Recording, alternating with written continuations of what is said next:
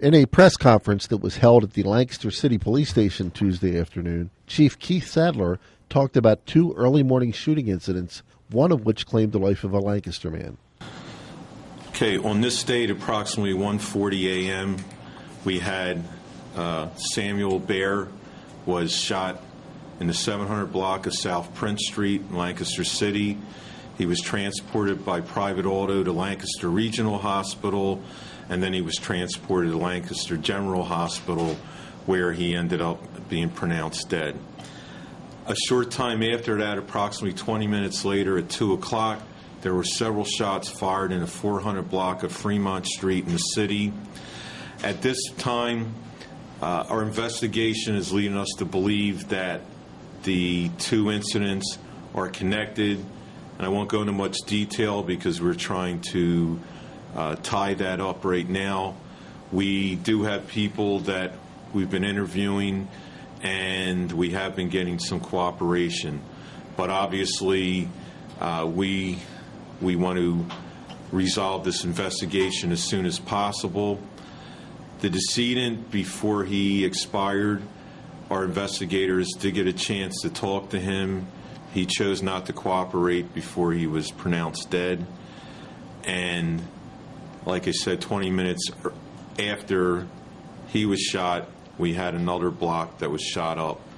And this type of activity obviously is making a lot of residents uneasy, because whatever this dispute was over, it's unfair for the residents of both of those streets, Prince Street and Fremont Street, to be subjected to that kind of activity. So we have our investigators and our officers out doing the best they can to try to get as much information as possible.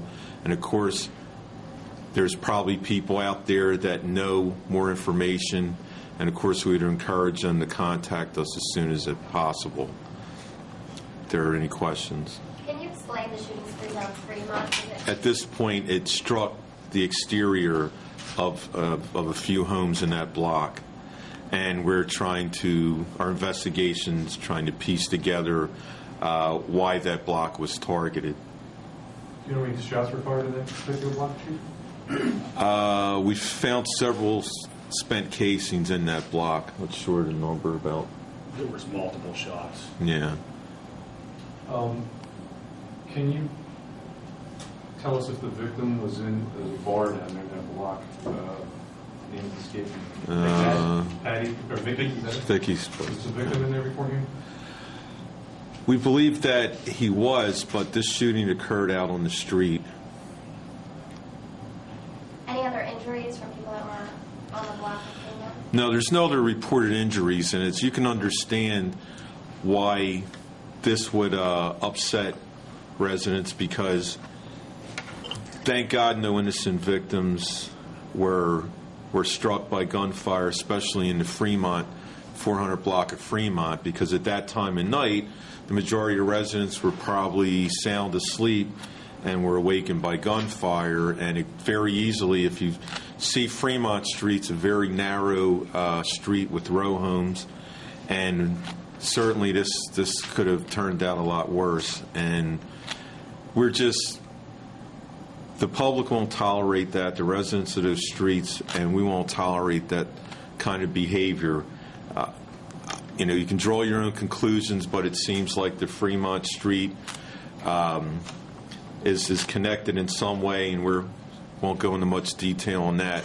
But obviously, you have two factions and dealing out their retribution on the street, and that's unacceptable. And trust me, our investigators are putting forth their best effort, like they always do, to make sure that we capture everyone involved in both of these incidents. You believe it's groups of people involved? Well, it seems like at this time there's some dispute. We're not exactly sure, but it looks like there's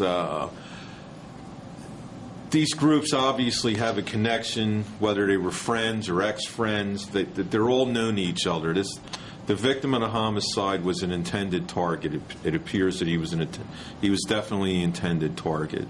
Chief, is ambush too strong of a word? Because one of his friends told us that he walked out of the bar and within seconds shots? Well, unfortunately, just about every homicide like this I've ever been involved in on the street never involves anything like where you would consider that somebody would get, ambushed, brutally murdered, cowardly shot down on the street. You could probably use any of that to describe this incident. So. I know you've been asked this question, Brian, Sure. because you've only here a few months now from Philadelphia. I mean, does this continue to surprise you here in what's supposed to be quiet Lancaster City? Well, Lancaster City is an urban metropolis. It is, and it's a densely populated area, and your overwhelming majority of citizens here are law-abiding and have the same expectations that we all do for quality of life and public safety. There's always a small faction of every community that thinks that our city neighborhoods are a playground for their criminal activity and their retribution when they're not happy when somebody gets shot or disrespected. And that group of people, we don't receive cooperation from when we're investigating a homicide. Fortunately, the law-abiding citizens of that neighborhood do step forward and give us the information, even if it's anonymously, and that just restores my faith in living in an urban environment because, the neighborhood there in Cabbage Hill, that section of the city, in southwest part of the city, they're not going to tolerate that kind of behavior, and if they have the information, they're going to give it to us. There's been a lot of local media coverage lately about the gunshot system, I think it's called gunfire system down in York, and the effectiveness that it has had. Is that something that's been looked into Lancaster City? And would you welcome something like that? Run it by me again. There's gunshot technology was recently installed in New York City where they could track gunshots as they're fired. I think, it's called shots fired. Shots fired, is that what some it is? kind of system, You yeah. haven't looked into for Lancaster City? Well, I'm familiar with it, and it's technology, and there's some positive things about it. Does it necessarily fit into every city scheme? That I'm not sure of. It's fairly new technology. There are large cities that have used the technology, and I understand York, as you stated. But the thing that we're focusing on, it will identify where shots are being fired, and the whole system is dependent upon how quickly you can respond to that area. Normally, people fire shots and they don't hang around and wait for the police. But there's obviously some plus sides to that technology, and I'm in the mindset I look at anything that's out there. I've been to a demonstration with shots fired when I was in Philadelphia, so I'm open to any technology as always. But currently we don't have that technology. It's very costly. I mean, it's extremely costly. Back to the victim. Can you tell us how many times he was hit? Any idea why he wouldn't talk before he expired? Well, I obviously can't speak for the decedent in this case, but there's a certain mentality out there that even when somebody's a victim, they refuse to cooperate with the police. And the obvious downside to that kind of mentality, now, this man expired last night, and he did not take the opportunity to tell us who his killers were, or killer or killers. And unfortunately, what's he's left behind by not helping us, somebody connected to him, whether they're friends or family, could be at risk, because the assumption now among the street would be that somebody's going to seek retribution. And even if his friends and family aren't, sometimes the assumption is that maybe they are. So that just kind of perpetuates even more violence. And so there's long-term effects when victims don't cooperate with the police. Because if you don't tell the police who shot you, but you tell somebody else, then that could lead to another series of events. So that is why we were out there in full force, and our investigators, our officers on the street, because we want to prevent anything connected to this incident that could jeopardize members of the community. Could you tell us how many shots were fired in the 700 block of South Prince and how many times he was hit? You know how many times he was struck? There were multiple shots fired, and in terms of how many times he was hit, we may be able to release that at a later time. Yeah, because as you can appreciate, when there's an autopsy performed, on the scene, to an untrained eye, you may think somebody's been struck multiple times, but sometimes that's entry and exit wounds. So, the bottom line is, however times he was struck where it was fatal. So, to summarize what you're saying, it sounds like you're fearing, you're not using the word gang, but it sounds like a situation like that, you're worried about vigilance. Right, and it's not that we're fearful using the word gang, but there's a very thin line between gangs and just groups. Gang, in the sense of the word that most people think, are people wearing colors and somewhat organized group of individuals involved in criminal activity. But more often than not, when a shooting like this happens, it's usually over something extremely trivial, but not to them, obviously. And when somebody starts a cycle of violence, it usually sucks in a lot of people connected to the original two combatants. So whether you call it a gang or a group, the bottom line is there's people engaged in criminal activity that jeopardizes law-abiding citizens. And I'm sorry, you had the second part of your question? You answered. Okay. Now, I know you're interviewing people. Are there suspects? Well, we're interviewing. We're in the process of gathering an awful lot of information, and we're confident that at some point that's going to lead us to what you would, classify as a suspect. We don't have that at this moment, but believe me, when we have somebody when we have a solid suspect in this case, you will get a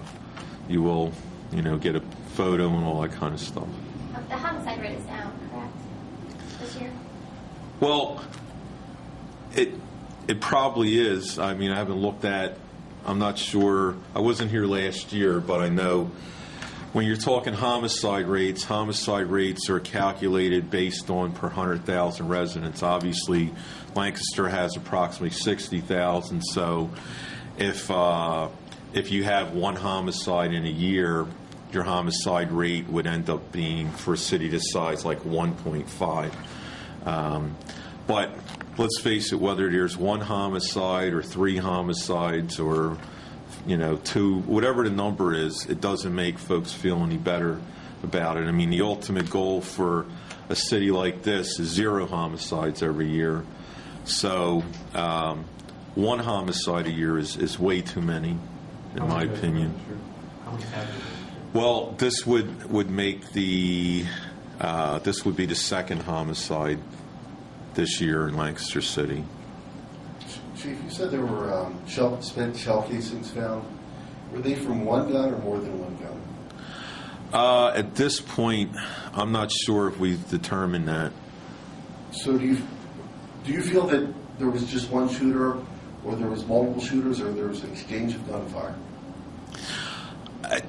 On Prince Street or Fremont? Either of scene. Okay, I'll start with Prince Street. As far as we know at this point, there was not an exchange of gunfire. There was an intended victim, a targeted victim, and on Fremont Street, from our interviews at this point, multiple casings, but it hasn't been determined if it was one gun or two guns. Really not sure. Chief, is there any general description of any types of individuals or activity that people in these areas need to be either fearful of or aware of or looking for at this point?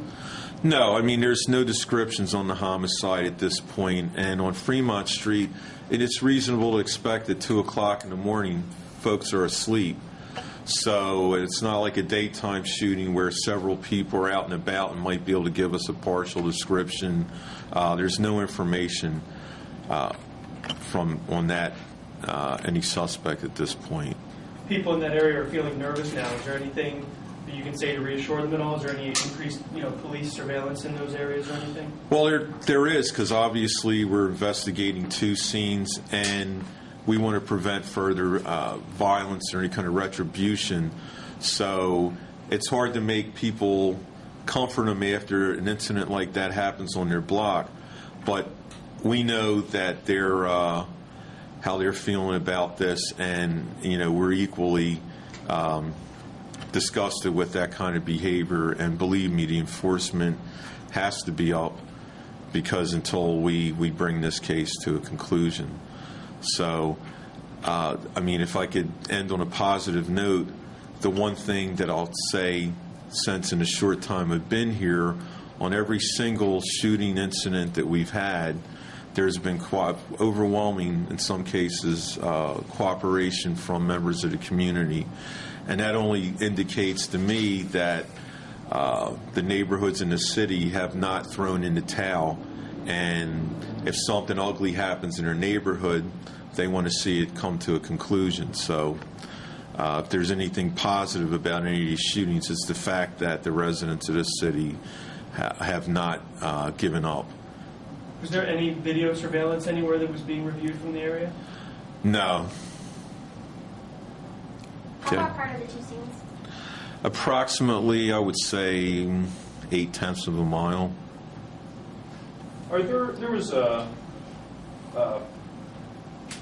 I guess the Safety Coalition that has the cameras out in the streets. You're talking about bringing, another dozen cameras up. And is this general area that they're talking about bringing those cameras up? Well, the goal I know several means to Safety Coalition, at some point cameras will blanket, a good portion of the city.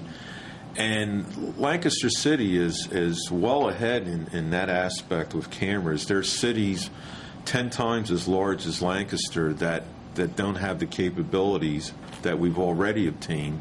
And we recently had a crime analyst that was up from North Carolina that was just amazed how far this city's progressed.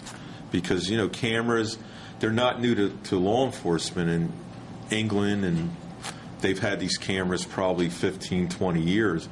But in the United States, it's fairly new. And Lancaster is right up there, and establishing a good system. And it's really, in modern law enforcement, it is part of the tools of solving crimes and prevention. Okay. How long after the shooting did the victim die? Any idea? How long after the shooting did the victim die? About 2 hours. It would have been about 6 hours later, almost. Okay, yeah, it happened at 1:40, so yeah. And also, just to clarify, certainly while the cameras are important, we are reviewing or asking the Safety Coalition to review footage that would be on cameras in those neighborhoods. Lancaster's a pretty condensed city.